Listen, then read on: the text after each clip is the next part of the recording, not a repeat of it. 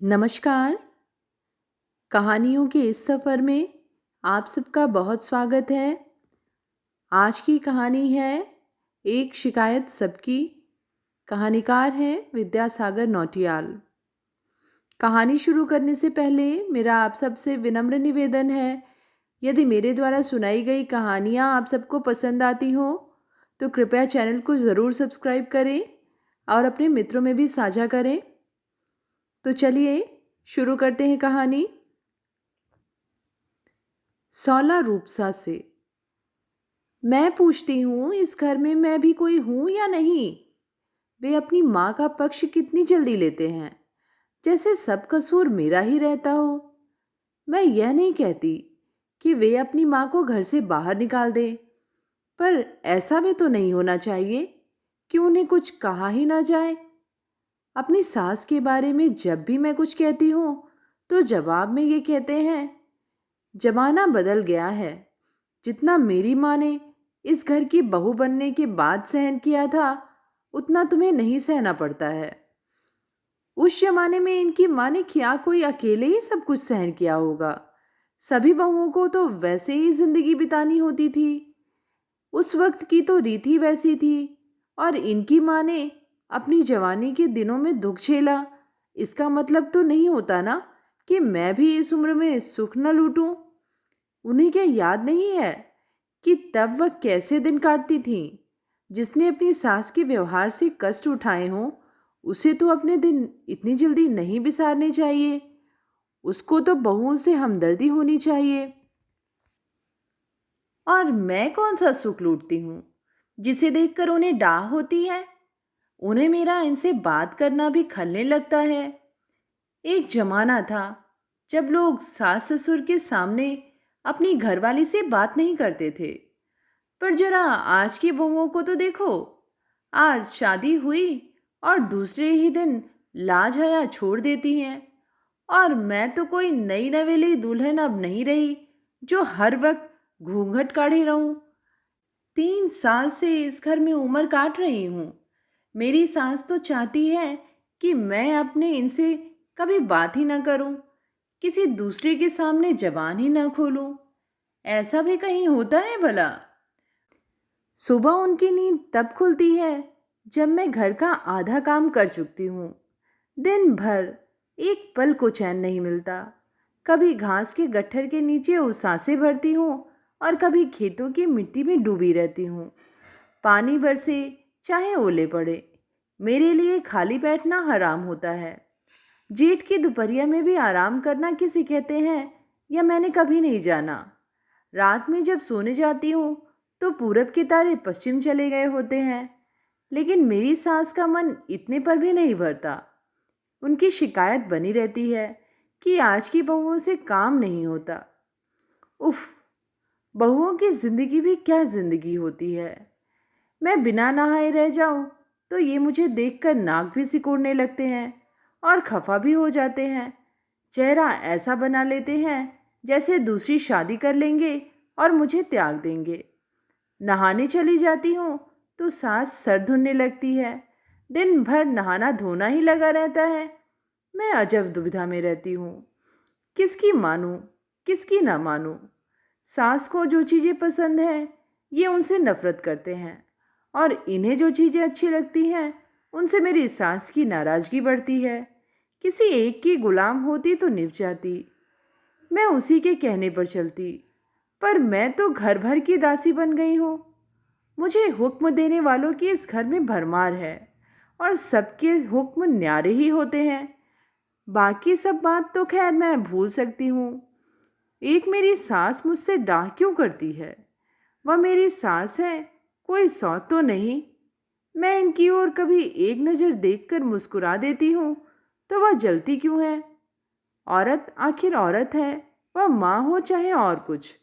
और क्या कहकर मैं अपने मन को समझा सकती हूँ? लच्छो, एक बुढ़िया से। जमाना कितनी जल्दी बदल जाता है। कभी सास का जमाना होता था, अब बहुओं का जमाना आ गया है। मेरी किस्मत में हमेशा दूसरों के मातहत रहना लिखा है। जब तक मेरी सास जिंदा थी मैं उसके अधीन रही। अब बहू का जमाना आ गया है। उससे सेवा करवाने के बजाय मुझे उल्टे उसी की तामीरदारी करनी पड़ती है। लाज हया नाम की तो कोई चीज रह ही नहीं गई है। हर किसी के सामने दांत निकालती रहती है। खी खी खी खी, बंदरी की तरह नाचती फिरती है।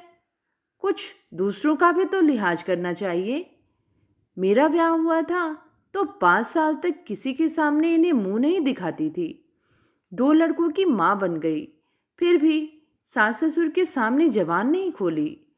दिन भर घूंघट काढ़े रहती थी। ससुर ने मरते दम तक मेरा मुंह कभी खुला नहीं देखा।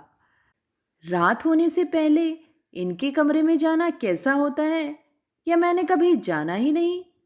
और यह महारानी जी दिन भर अपने कमरे में चक्कर लगाती रहती हैं। छी छी, दुनिया को न जाने क्या हो गया है। काम करते करते मेरी हड्डियां टूट जाती थीं। सास के सामने 1 मिनट चुप नहीं बैठ सकती थी। सास जब तक जिंदा रही मैंने कभी अपने हाथ से कुछ निकाल कर नहीं खाया। वह नाराज हो जाती थी तो मुझे खाना नहीं मिलता था। सबको खिला पिलाकर खुद भूखे पेट जाकर सो रहती थी। वह कहती थी बहुओं के साथ सख्ती से बर्ताव न किया जाए तो वे बिगड़ जाती हैं। मेरी सास मुझे कितनी गालियां देती थी। जनने वाले की इतिश्री करके रख देती थी। डांट फटकार तो खैर मामूली सी बात थी, उसकी तो मैं जैसे आदी हो गई थी। लेकिन हाय, मैं इसे कोई भली बात भी कह दूं तो इसे जैसे आग लग जाती है। अब मेरा इतना भी हक नहीं रहा कि कुछ समझा बुझा सकूं। अपने मन की रानी बन गई है। जो जी में आया तो काम करेगी, नहीं आया तो नहीं करेगी। मैं कौन होती हूँ काम बताने वाली? मैं किस खेत की मूली हूँ? 10-10 दिन बीत जाते थे पर मैं नहाती नहीं थी। हाथ मुंह धोने का वक्त भी बड़ी मुश्किल से मिल पाता था। यहाँ नवाब की बेटी के हर रोज कपड़े बदलते हैं और दिन भर साज श्रृंगार चलता रहता है। घर की बहू को ऐसे श्रृंगार से क्या मतलब? इस तरह बन ठन कर वह किसे छलने जाती है? हफ्ते में 3-3 साबु की टिकिया चाहिए उसे। कोठे वालियों की तरह बन ठन कर नहीं रहेगी तो क्या बिगड़ जाएगा? बहू का धर्म होता है नीचे देखकर चलना और मन की बात को मन ही मन पी जाना।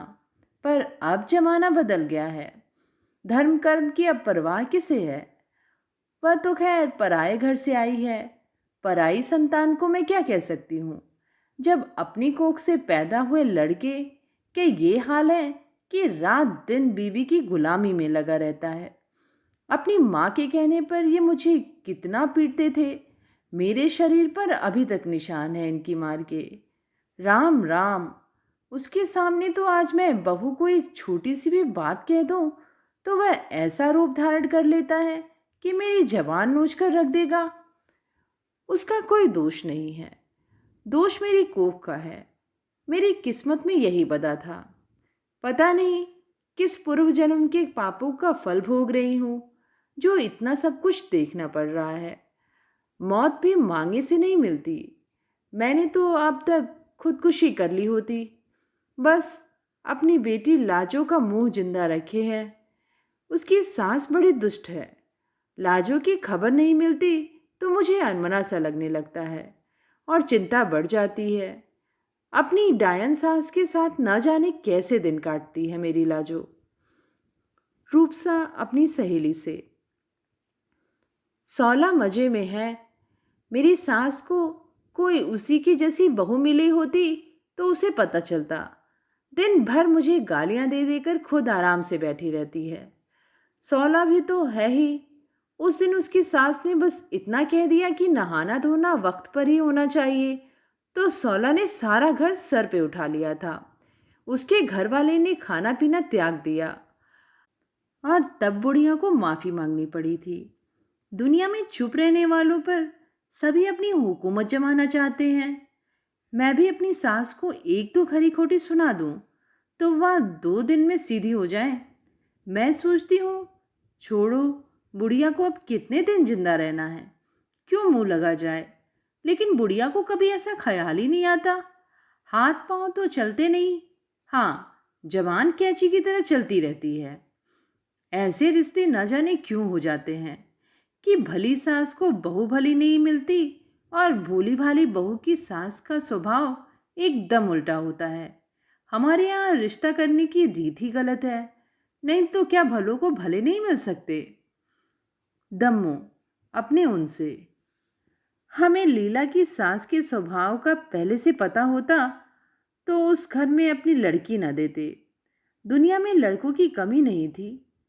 दामाद ऐसा मिला है जो अपनी माँ के खिलाफ एक बात नहीं सुन सकता। लड़की के जवानी के दिन हैं, एक रंगीन साड़ी पहन लेती तो बुढ़िया के तन में आग लग जाती है। सौला के पति का दिमाग ठीक होता तो कहीं अलग जाकर दोनों अपनी गृहस्थी बसा लेते, बुढ़िया को पड़े रहने देते उसी दरबे में। लेकिन अब किया ही क्या जा सकता है, गलती होनी थी सो हो गई। अभी कल ही उसकी ससुराल से चिट्ठी आई है, कितना कष्ट है उसे। गुलाब के फूल जैसी कोमल लड़की थी हमारी, सूख कर कांटा बन गई है। भरी जवानी में बुढ़ापा आ गया है उस पर। जब तक यहाँ रही मैंने उसे कभी कोई काम करने नहीं दिया, हाथ मैला नहीं होने देती थी उसका। खूसट बुढ़िया उसे बैल की तरह काम पर जोते रहती है, तिस पर भी ऊपर से डांट फटकार करती रहती है, ताने मारती है।